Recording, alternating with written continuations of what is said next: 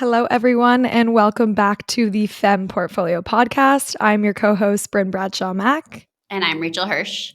I'm here with Scout Brisson. I'm so excited to be here. This is so fun. We're in real life too.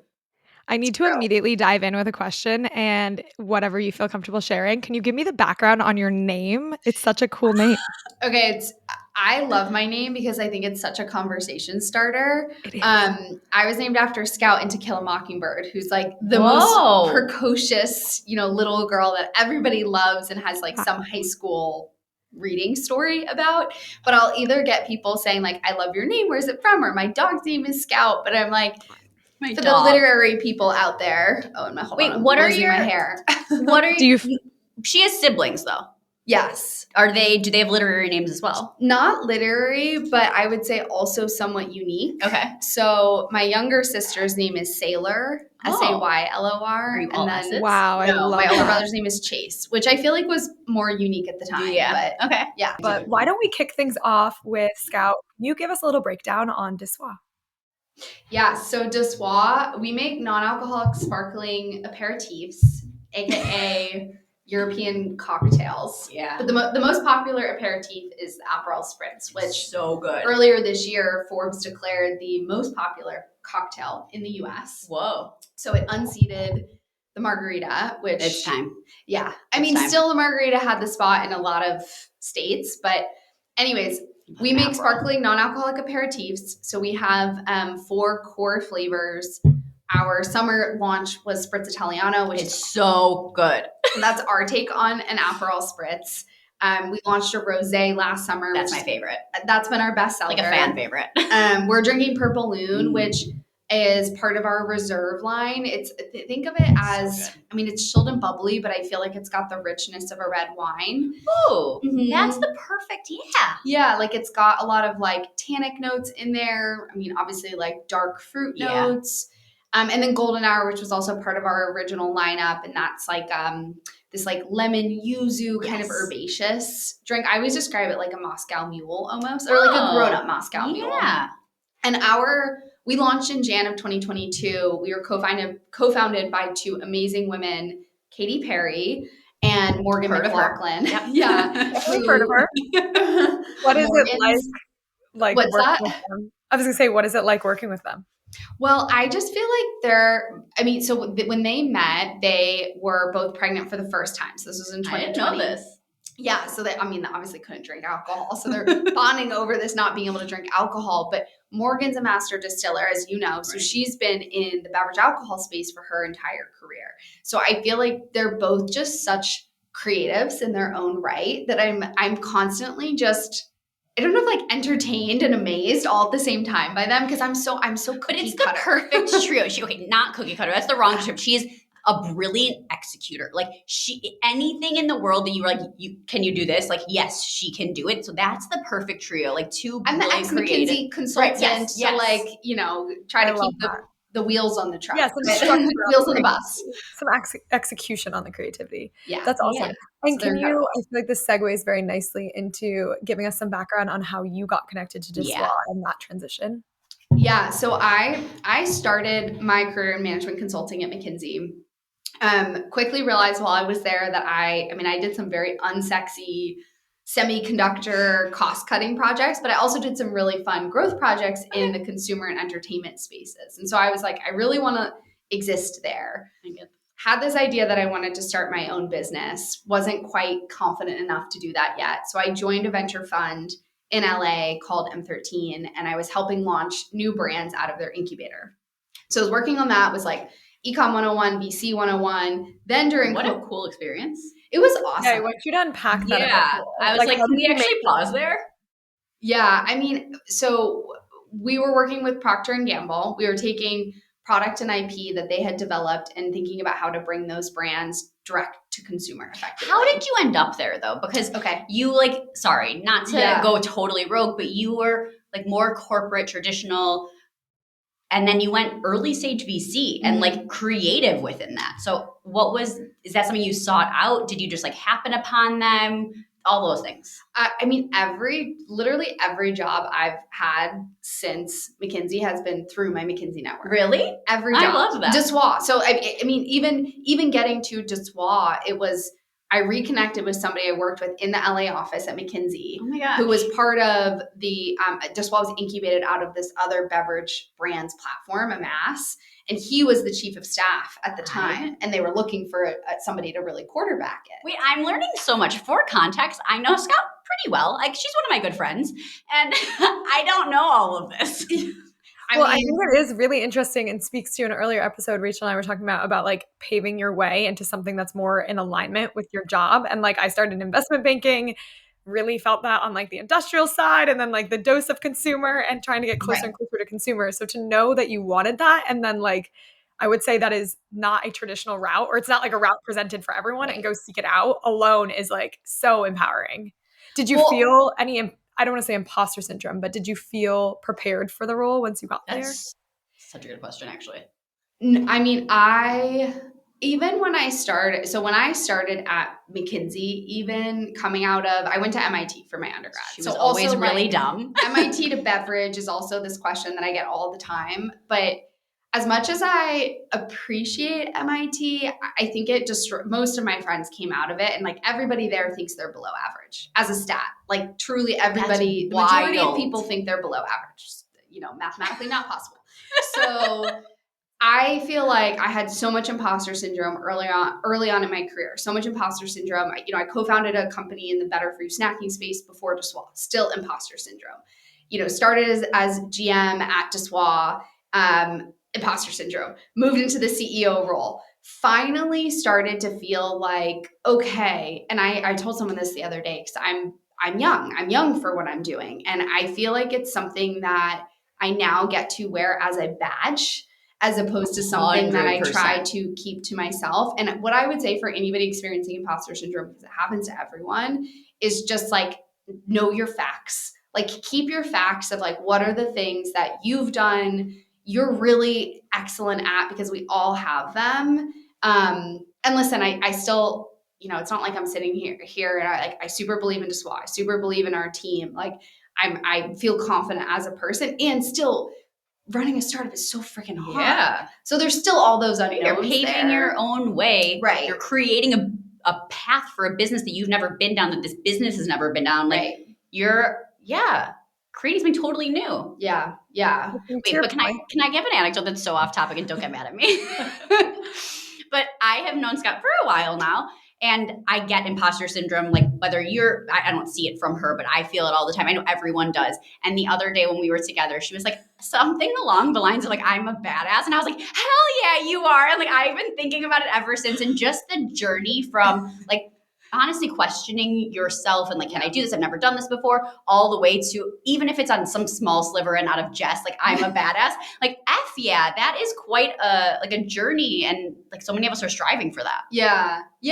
Well, and I think it's also recognizing the really cool thing as I've been building a team, right? And that's probably the like, I mean, everybody talks about it. It's just like managing people, being a leader is some of the hardest parts of the job. Yeah. I've realized that when you're bringing people into a team, a salesperson, an ops person, a finance person, a marketing person, everybody brings such different things to the table in terms of their strengths and their weaknesses.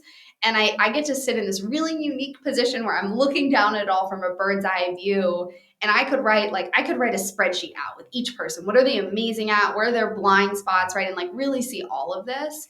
And I think so much, and I'll connect this back to McKinsey, because I think so much of what I learned fundamentally and early on foundationally in my career serves me in this position in a way that I get really excited to create that learning and that coaching for each of the people that work with me. So whether that's like when if I'm creating a deck for my board and somebody on my sales team is creating a deck for a retailer, right? Or a brand partnership. It's like, how do you bring the storytelling into that element is something that I'm really good at from those consulting days. So you're really good at it. And the anecdote to support that is that she raised around in like the hardest time ever in I think like 5 business days. So she is really effing good at it. 15, but it was fast. It was insane. It was fast. Something you said that really speaks to me is the know your facts. When you said that, I took it very literally, and I was translating to like, I'm now working at a startup and I'm like thinking of some calls I have tomorrow, like, what do we need to present? And like the literal like numbers based facts. But I think beyond that, what you then went into that's so relatable is like knowing what you've done in your different roles and knowing the skills you bring. And I saw this post on LinkedIn last week that said, Might have like, been Hirsch. starting on day one, write down what you've done. Like literally like reflect day in and day out, reflect at the end of the week, and actually like put pen to paper beyond just like resume bullets. And I think that's something that's so impactful because as you go into new roles and you feel that imposter syndrome, it's like to be able to go back to an actual piece of paper or a document and see all you've done in the past that makes you more prepared, knowing that like you're never going to know the exact specs of the role ahead. I just think that can hopefully soothe some of that stress. So I appreciate you saying that. I love that. I mean, I have this thing I keep on my phone and it's screenshots. Anytime someone sends me a nice message, I put it in my smile folder. My smile folder album. Okay, I'm doing that after this. I need one of those. But it's like, okay, make your smile folder both like the things that people tell you you're doing a good job on and the things that you feel really proud of, right? Even if it's like, I mean, for instance, the first check that you get when you're fundraising money, right? It's like people putting the first dollar at their restaurant up on the wall. Like I think that's the everybody says this in startups, but it's like you don't celebrate enough. So like create those moments to celebrate too that you'll come back to. It's so easy as an outsider to be like, celebrate this, celebrate that. But I imagine it's so different on the inside when you're in the weeds to feel proud, or at least I experience that all the time where it's like, it doesn't matter what I've done, I'm on to the next goal. And I constantly, like I have as a prompt in my journal of what would your 22-year-old self say to yourself now? I love that. Well, I'm still not good at it. What would she say to you? Oh God.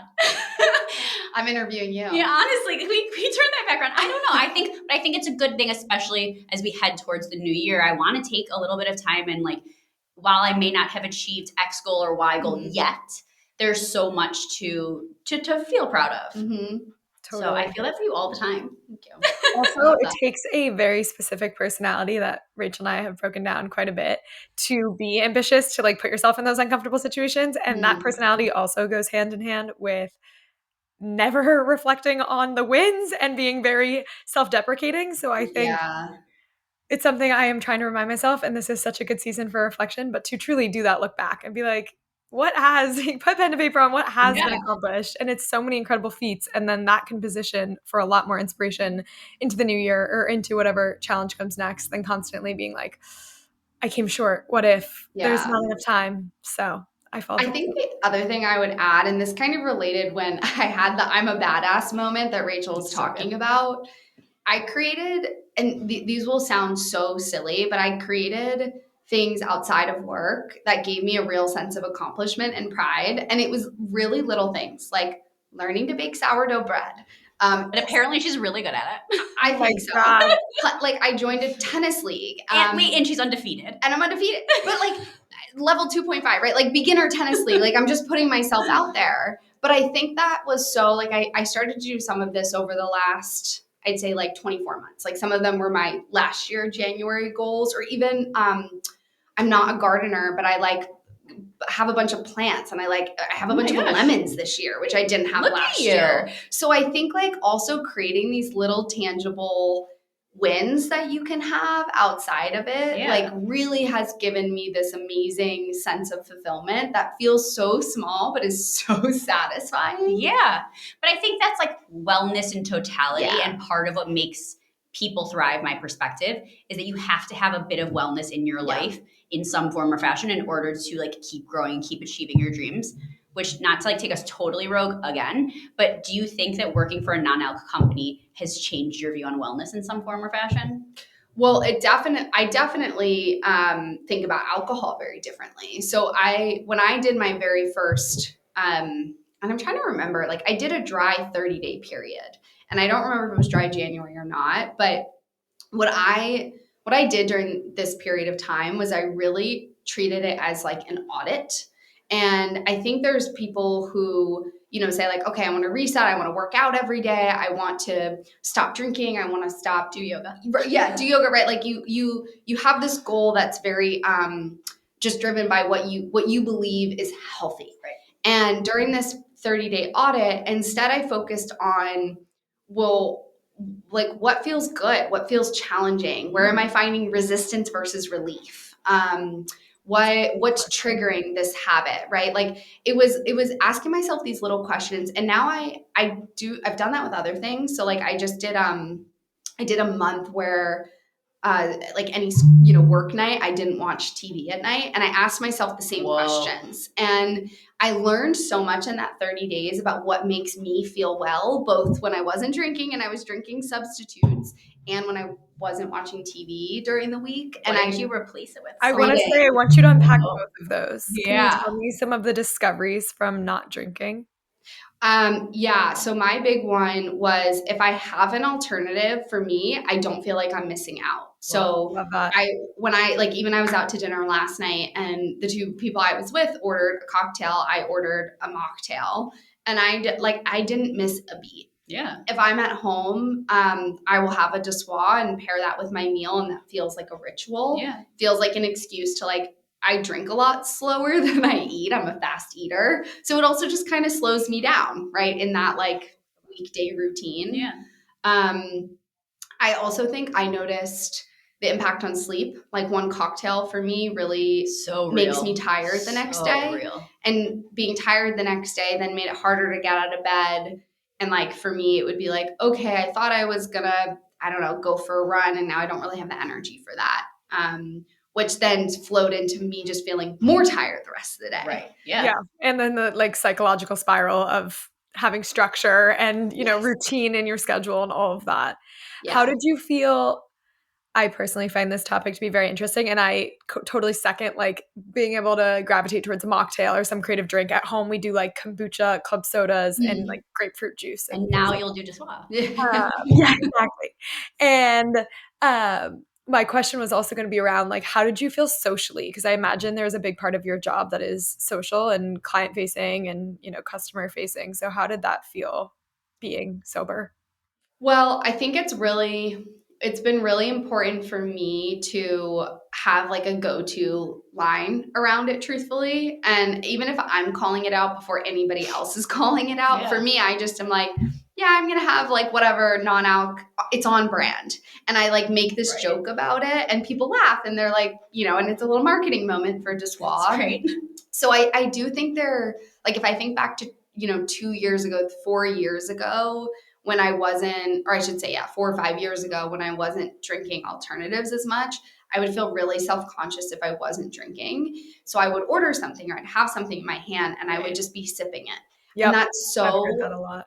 It's so inauthentic. Yeah. And I feel like it's this, when I tell people, and I'm this sounds so freaking cheesy, but Dessoir has enabled me to align with a more true version of myself. I love that. Because that's not cheesy. That's brilliant. Well, but because it's true, right? Because it's okay, instead of pretending to sip on something so that I fit in, I can drink something that I actually really am enjoying and feel part of the moment, and, have a can in hand so nobody's asking questions. The number of times I'll cheekily run to the bar and ask for a club soda in a high glass, whatever kind of glass, with a lime though, to make sure that it doesn't look like club soda. Right. And so you are part of the reason I think that so many people don't feel, listen, I don't need to be sober, but a lot of times I just don't like drinking. Mm-hmm. And I felt, especially in business school, it was something's wrong with me, and people, there were rumors flying because I felt that way in undergrad. I felt but she has normalized that it's okay not to, and you the non-alc space are a huge part of that, changing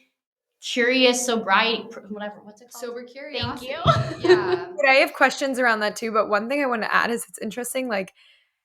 I feel I get stuck in the zone of I'm either not that I'm either drinking or I'm not, but I haven't necessarily gravitated towards the, get a drink and sip it. I feel psychologically that's actually more challenging for me, because at that point I'll truly sip it. And I also do the way it tastes. And then I'm all right, I guess I'm just drinking tonight. Yeah. And for me, it's more I so feel the day after effect of I have all these goals, or just like I want to feel good for my Saturday, even if I have nothing going on. I just don't want to feel bad the next day. And so I think empowering, being more, I liked your idea of like having the one liner, and I'm literally going to probably use yours and say it's on brand, and then I'll plug as well, or I'll just go for it. Because I think the hard part is there is like a dose of judgment, and then it's hard to, if you don't know how to navigate the situation, I either default to, I just get drinks and then I completely fold on how I actually feel. And it just loses an opportunity to like make space for other people feeling that way, which like definitely seems to be a trend a lot of consumers are going towards. 100%. I mean, we're in a book club in LA, and I will say, like, I bring a bottle of Trey Rosé to book club. The best. And people will bring a couple bottles of wine, and that Trey Rosé is the only one that gets finished. And Every so time. I think you're right, Bryn, that it's like people, if you create space and opportunity for people to have options, and that's why I'm always like, it's optionality, it's inclusivity, it's agency. I love that. You'd be surprised at how many people choose not to drink. I love those. Will you say those 3 words one more time? Inclusivity, optionality, agency. Love. Yeah. Amazing. The agency really speaks to a young friend. It's hard. It's gone through roller coasters of a relationship with drinking. So I think like putting the empowerment back. And also we were talking about this offline, but I am impressed that it feels not absolute for you. And I can imagine there's probably a strain of like, oh, you're in the non-alc space. Like, why aren't you just like fully sober? Like, why aren't you just doing it this way? And I even think that's like become a huge trend within wellness too, is a lot of people are pushing that. So I think pushing like you do you, and like, it's not black and white. Yeah. And I think what's cool too is like I've done 30-day periods where I am not drinking. And then for instance, like I was just talking to a friend about whether or not I was going to do dry January next month. And I don't think I am. I don't think I need to. You're right. For me, I'm like, I've understand myself. If I want to have a drink during that month, like I'm also not drinking that much. So it's like, it's changed a lot for me, but I do feel like it's like, you don't have to do dry January every year, right? Like, think about ahead of just like, what are you trying to get out of it? If you're just trying to see like, how does this make me feel physically? Or I've been drinking a lot and I just want to take a break so I can enjoy it again. Like, that's great. Just like, what do you want going into it? But that's like with so many things in life. We go through the motions because like we're supposed to, or we think we should, rather than like truly being intentional with the decisions that you make. And it's so easy to not be. Quite frankly, it's probably easier most of the time to just default with like taking steps throughout life. But how much brighter and more fulfilled you probably feel with like, I am going to do this today because I'm going to yoga today because I need X. I am not drinking this week because of Y. Yeah. How do you feel like the consumer trends are going directionally? And like, kind of, can you speak to where you see the space heading? heading? We horn a little bit on this one. So, I mean, in general, I think everybody agrees health and wellness as a trend is not going away. Absolutely. What people are learning, and actually, if you haven't looked at the new consumer report that came out for 2025, they have an awesome section on non-alc and alcohol and just not drinking in general. But what we know is health and wellness is not going away. People are learning that alcohol is bad for you. I was going to say, I tell people this all the time, and sorry, Dad, I'm going to shout you out, but like my dad was part of the generation who believed red wine was good for heart health until Scout joined his squad and told him it wasn't. That's so real. So people are learning alcohol is bad for you. There's the rise of, things like Whoop and Oura Ring that are also adding this extra layer of not just like these things that alcohol is bad for you in a way that you can't grasp, but it's affecting your sleep more than you realize. I think people care a lot about sleep. And I need to pause right there and just chime in. I am an Oura Ring wearer, and God bless my boyfriend because he's like, this thing has such a toll on your direction. Are they sponsoring this episode? Just kidding. I'm waiting for a sponsor. I honestly need a new ring, but that's neither here nor there. But I was going to say, I think that's been the biggest realization as it pertains to drinking is my relationship is very good. I feel very empowered when I'm out. I feel like I am representing my full self at this stage. I can't say I've always felt that way. But now it is the cumulative effect of like couple drinks here, a night that was going to be like a 10:30 becomes a midnight, that my Oura ring is like, you're pretty much dying. And I cannot believe the impact. And it's hard to turn it around. Like, you realize the cumulative effect. It's not like, okay, just a couple of days off and a couple of days of good sleep. You see it start to go back up. But I think that's where like all this data and empowerment going back to the consumer and someone who really cares about wellness, it's beyond just like choose good things. It's like, this is really taking a toll. And it goes back to what you were saying with like how you're able to show up for other things by cutting out the TV or by cutting out the drinking and like see what you look like the next day and see how you feel like the next day. Like, I don't think she said anything about how she looks. Actually. Right. You know what I meant. Not like a. Just kidding. I'm like, also drinking does not make me look good. So it definitely doesn't make me look good. It's puffy. Yeah. So I think you like you take all of that, right, Bryn, that you're describing, and you add it into then, okay, what are the stats about people drinking less? And it's now something like more than a third of Americans, US adults, are participating in some form in dry January. Over half of American adults are saying they are trying to drink less. Wow. So you get this, like, what I would say universally is no one disagrees that people are trying to drink less. So then it's like, what are they going to drink instead? And this is often the conversation I have, for instance, with investors or retailers or distributors or whoever it is. And particularly because I would say Gen Z and millennials are big drivers of the drinking less trend. And the millennials in particular, which I fall into, are big drivers of purchasing alternatives. And I think that's where it comes down to, and what we're seeing now that like we didn't have 3 years ago was non-alc is sitting on, Target's shelves and Total Wine's shelves and on the Soho House menu. And it's now in places where it's really, really working, and alcohol sales are down. It's so mainstream. Yeah. And so it's like alcohol sales are down. So all the people, if you think about all the people that are in the alcohol value chain, they're very motivated should be very motivated, right, to figure out like, how does this category kind of play into what we're building? You made me think of an immediate question. Speaking of the more mainstream channels, can you speak to like that journey from being in wellness stores and health grocers to like the mainstreams Targets of the world? I think it's pretty, I don't want to say universal, but pretty, I'll just say universal because I can't think of another word. For better for you brands to really focus on natural premium grocery as a stepping stone. So you start with, in LA, you start with your regional chains like Erewhon and Bristol Farms. And then you really think about that stepping stone to the two big national players, Whole Foods and Sprouts. And then you've got those data points and you've built some brand awareness to then take that leap into, conventional and mass. So you're talking about Albertsons, Kroger, Target, Walmart, et cetera. And so for us, that really started this way because this is a better for you space. This is driven by health and wellness consumers.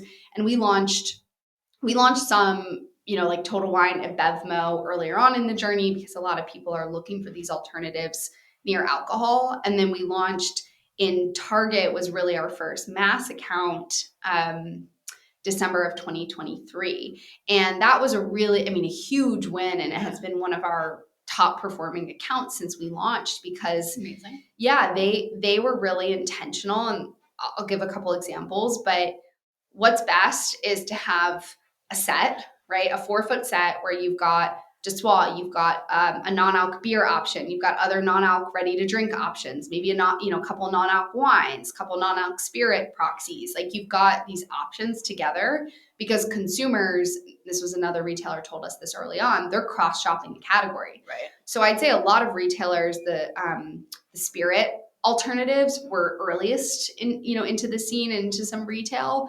And those just got buried. It was like, okay, the non-alc gin goes next to your alcoholic gin. And that just wasn't educational enough to the consumer. So you weren't seeing enough sales with it. So retailers are really consolidating this set, which has been a huge win for all of the brands in the non-alc category. And what a way for rising tides to raise all ships. Exactly. Yeah, spot on. Go to every time. Spot on. Yeah, absolutely. Go. Can you tell us? I have a lot of questions. I want to shift back over to a little bit more about the CEO experience and like the imposter syndrome world. What have you found to be the most rewarding, surprising? Can you just tell us a little bit of like the behind the scenes, how you're feeling on the day to day? Yeah. Okay, so it's so many highs and lows. And I think that's anybody who's operating in the startup world. And where I feel really proud of myself is being able to level some of that out. So I would say like just the biggest surprise in general when I started into startup world was like, gosh, how emotionally invested you are in the good things and the bad things that happen. Surprising wise, I think is like you think of, and there was a whole like piece that was coming out about this, which is like what makes founders so successful, right? It's like being really obsessive, being really scrappy, like rolling up their sleeves and doing everything. And I think there's this really interesting dichotomy as Dessoir scaled, where I still think and operate like a founder, right? Like that was what I was doing before Dessoir. I was a really early team member in Dessoir, and I'm a CEO, I'm an executive, and we have this team, and no individual work stream really belongs to me. And so I think I'm constantly thinking about how do I make sure I'm spending my time in the highest value place, right, while simultaneously like not being above doing anything. Can I ask a question with that? Because for me, what that draws out is so much loneliness in a way. Like for everything prior to this, you've had a co-founder or peers or colleagues, and you're a little bit in a different place now where you don't have like, if something happens, like you can go to your colleague and sort of bitch about the situation, or like, you have investors sort of breathing down your back. You have employees who want things from you. How do you cope with, I guess, the loneliness that must exist? I'd say having a few things. One, having other operator friends, like whether it's CEOs that are running talent back brands or other founders who want to complain about the same things, like get it off their chest. But like even for instance, and this is the second thing I think is like you really have to think about the support system from all angles. So it's like, okay, who are your peers that you can really find validation and advice from? I work with an exec coach. So having somebody who, like has that continuity of contacts, right, that's available to be there to support you, whether it's ad hoc thing or bigger picture goals. And then I really think it's like in Dessoir, I have John, our COO, and he's a thought partner in it. And so for me, like that really removes a lot of the loneliness. And I think the loneliness is what creates the most stress and pressure and then affects your mental health the most. Sure. So yeah, I'd say a really, really strong support system that has to be multifaceted. Which always comes back to like community and connection being this huge asset in every aspect of life that I think is so easy for people to forget or let go of when things are hard or challenging or like time is of the essence. So that's like very impressive. How do you feel like you leave your stress, I want to say at work? I know you probably don't because of your role, but you can't fully separate work and life, but what are some of the practices you have developed to be able to manage that stress and leave it at work?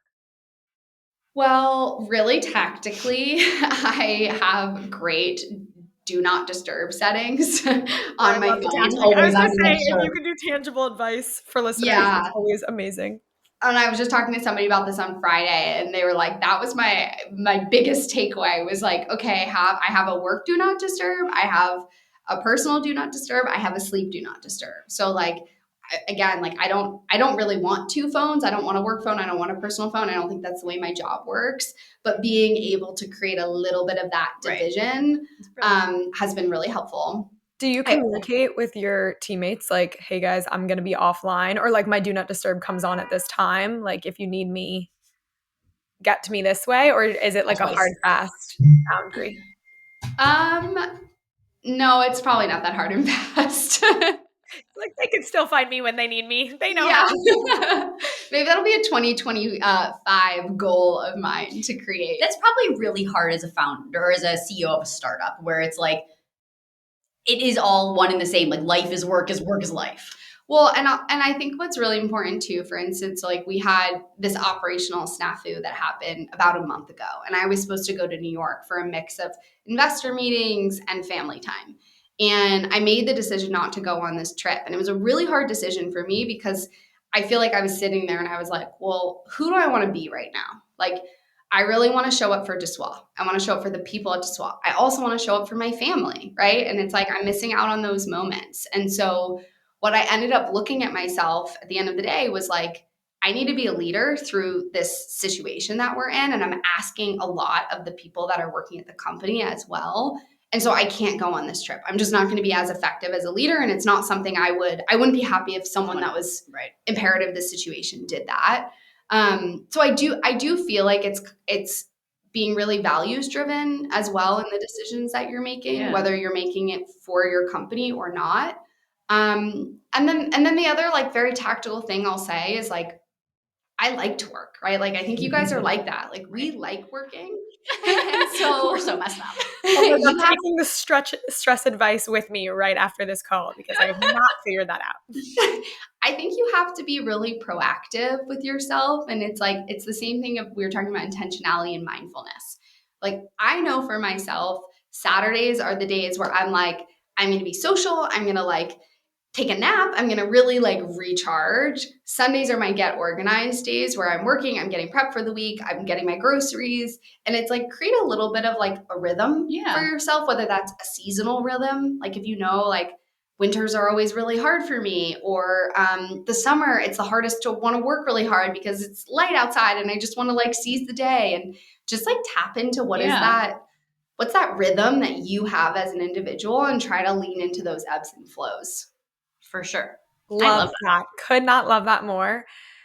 One more question in that same capacity is how do you feel you've brought your identity and those values to your work? And it sounds like that is like some of the boundary setting, but more in the literal work you're doing. Like, how do you show up as you, also as CEO of Dessois? Yeah, I think I have a really high bar for myself and for the people in my life. And like any one of my friends will tell you like what that bar is. And so I think that's something that, but it's beautiful. It's something I value about you. Thank you. I think it's what, it's like, how do I, as a friend, how do I want to show up for the people who are my friends? And then the flip side, but then the flip side is that I expect the same thing of you, right? So I keep that bar really high and that standard really high. And I think that's something that I also bring into the company, right? And it's like, Amruta, who's our director of brand marketing, made a joke the other day. So we had our quick tangent. We had our company holiday party on Friday, and I was in charge of the holiday trivia game that we were going to play. And we were talking about it. I was like, okay, great, I'll do this. I went off into a phone booth and I was on calls. In probably about 15 minutes, I like worked with Claude or ChatGPT to like come up with the questions and answers for it.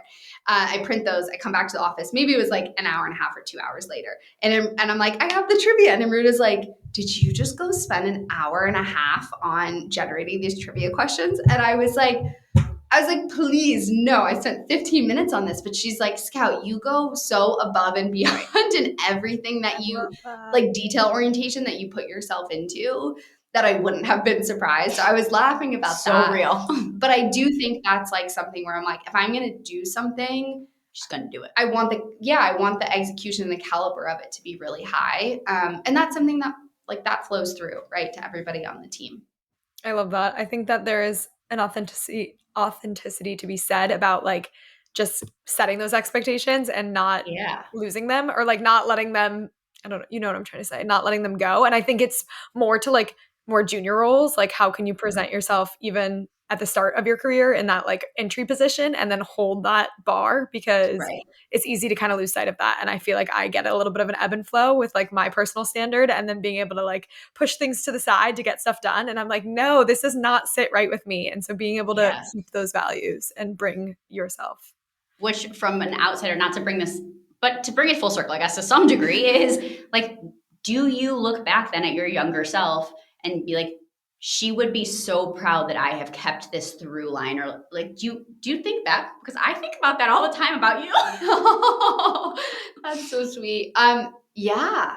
And, I would be my younger self would be so proud of me, not just for professionally where I'm sitting today and what I have the opportunity to be building, but the resilience Yeah. through into this point. And I think that's like, it's interesting, right? Because it's like, I think people look from the outside in and they're just like, whatever accomplishment or whatever it is. And I'm like, no, it's like the gritty stuff. Mm-hmm. It's the stuff that like isn't sexy, that you're the most proud of yourself for. So yeah, she would be.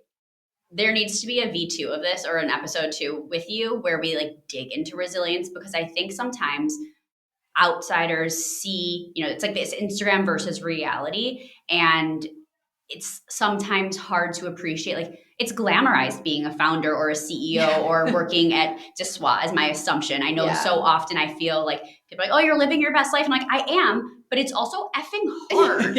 And I think unpacking some of that so people can understand like what that gritty looks like and how you feel and how you have to learn to be resilient to get through it, and how you use your support system and how you stay authentic to you in order to be resilient and keep building. I think we gloss over that so often. I would love that. Me too. A whole deep dive.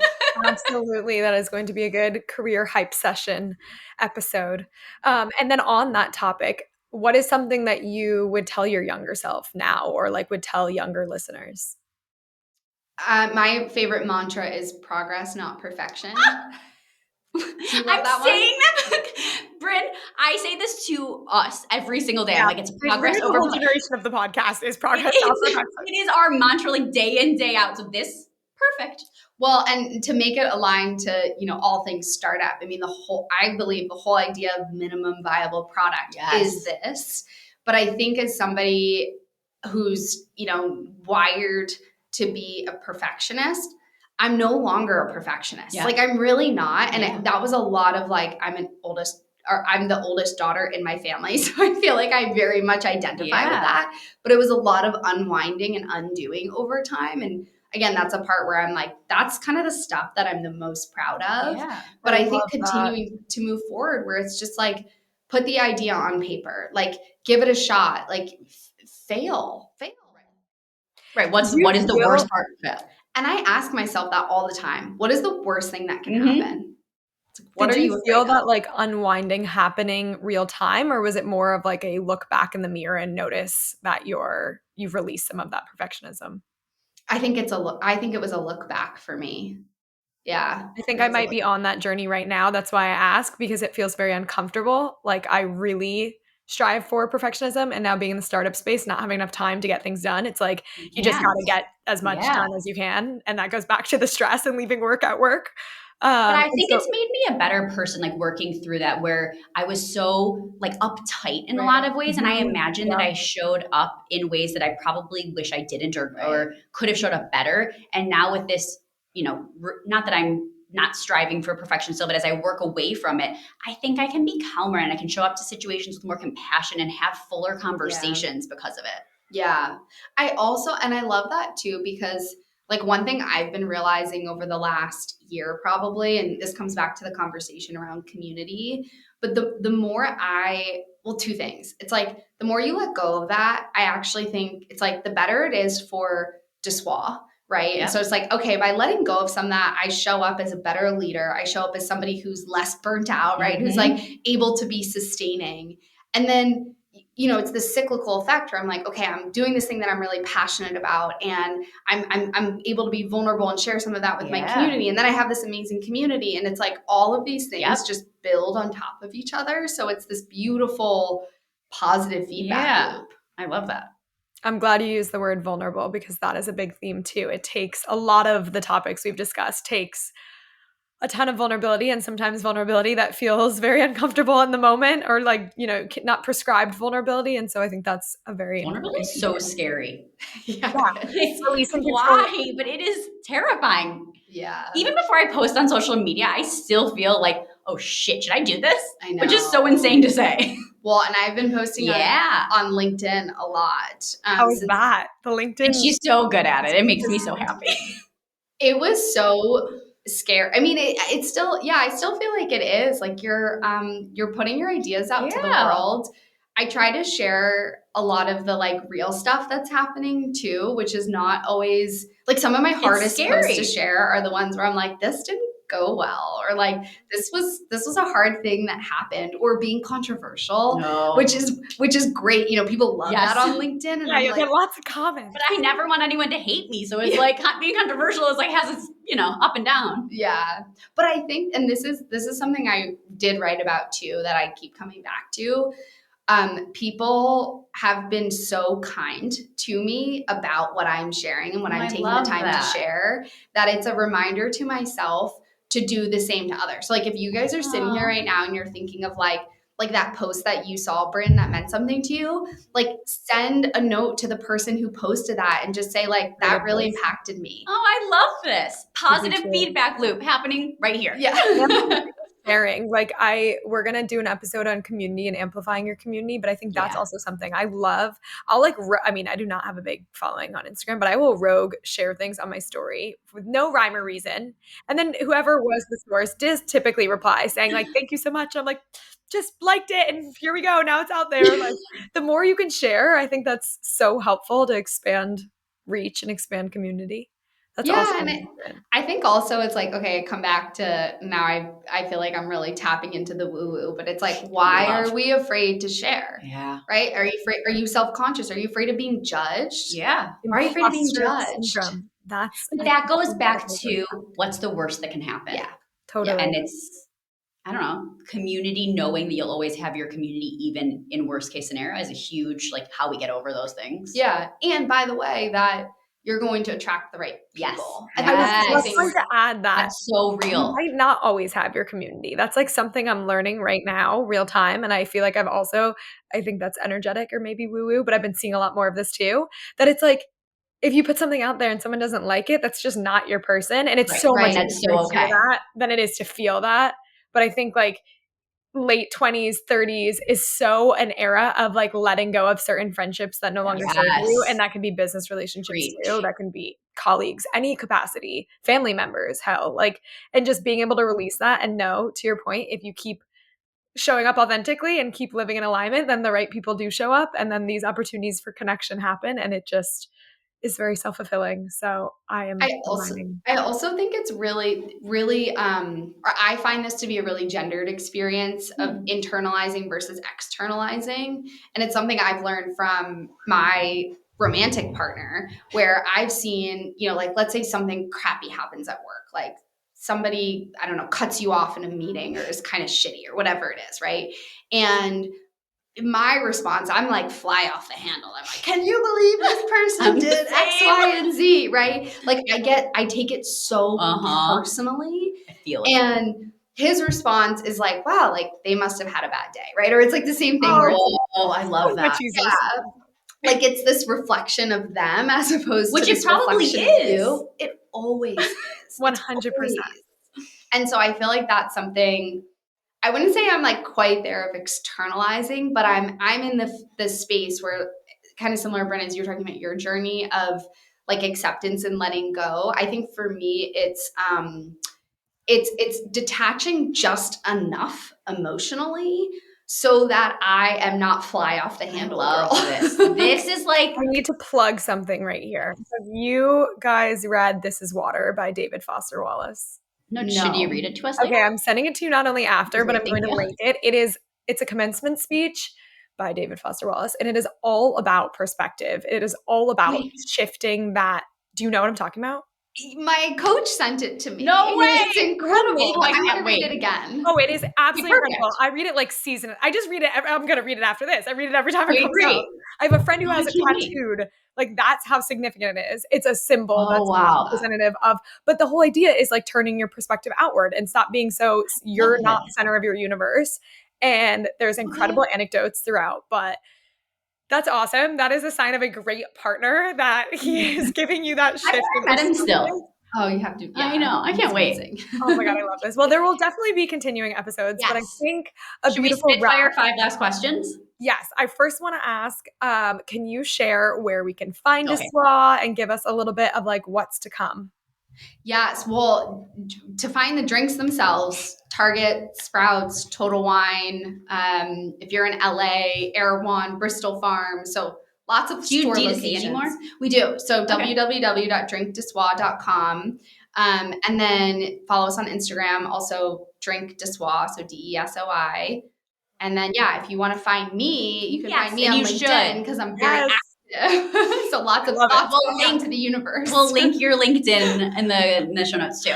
But wonderful. Okay, well, our rapid fire questions, I think we excluded these in any FYI so that we can get it authentic. Sorry, friends. So, surprise. These are supposed to be like a one-liner, one-word, fiery, if you are able. When I asked Rachel these, I was like, this is actually more complicated. I was like, this is really hard for one word. And she's like, let me do it. And she gave me like 4 sentences. I was like, yes, one word, Bryn. Keep it brief. So we've been refined. Our one-word questions. What is something that you cannot live without? Ooh, I'm just kidding. Not that I want to promote Amazon right now, but I do love my Kindle. Oh, I love that. Great. What keeps you grounded? My family. Oh, great answer. Feel that. Who do you admire most? My sister, my younger sister. Sailor. Yes, Sailor. Shout out to Sailor. That is so sweet. I was going to, and why is that, if you don't mind? She is so warm and vibrant and just like beautifully playful. I just feel like she's got like when is she coming to visit? Aura. She lives in LA. You have to meet her. What the F? I know. She's in Santa Monica. Okay. Can't wait. Sailor, see you soon. I love that. What makes you feel wealthy?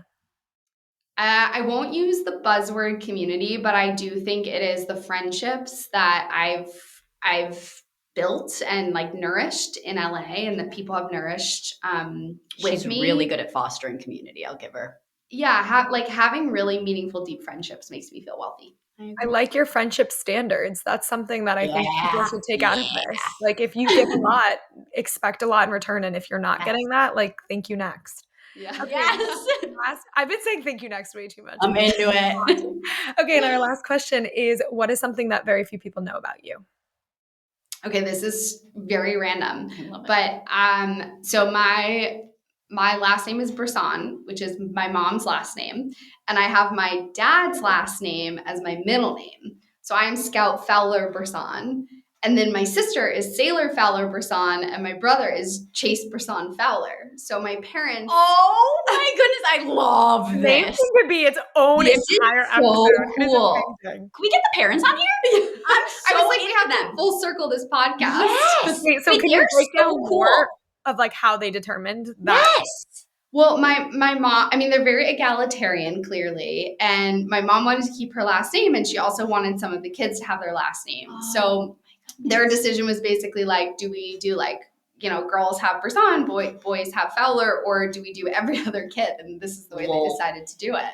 That is so thank God we asked this question. This is, no offense, but the highlight of my podcast for me. So creative. I'm also going to take this offline and try to pitch this to my boyfriend right after. Yeah. I am very empowered by my last name and do want to keep it. So I love she has creativity. Last name. I do. I love yours too. Yeah. And I think what's so cool too is just like, again, coming back to this idea of empowerment. I'm like, yeah, I was raised in this like very origin structure around female empowerment and just identity, right? And I think that's something like, yeah, it's such a cool fun fact. Yes. So that is such a cool fun fact. Best way to end. I'm stoked. Thank you for doing this. Goes without saying, but thank you so much for taking the time. We are excited to share this one, and there's just so many good nuggets. So I'm very grateful. I'm so excited to have joined both of you, and thank you for thinking of me for it. Thank you. All right. Well, cheers. We'll see you on the next one. Yeah.